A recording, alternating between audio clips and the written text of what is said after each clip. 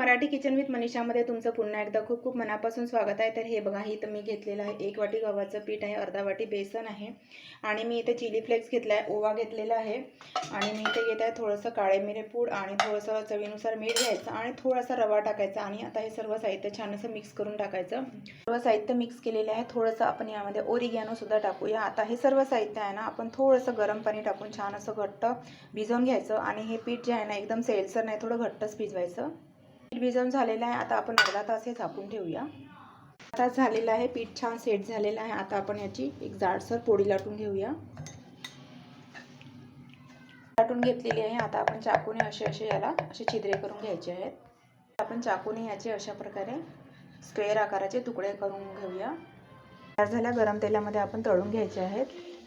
हे बघा, मुलांच्या छोट्या भुकेसाठी खाऊ तयार झालेला आहे। तर सबस्क्राइब करा Marathi kitchen with Manisha, like करा आणि शेअर करा।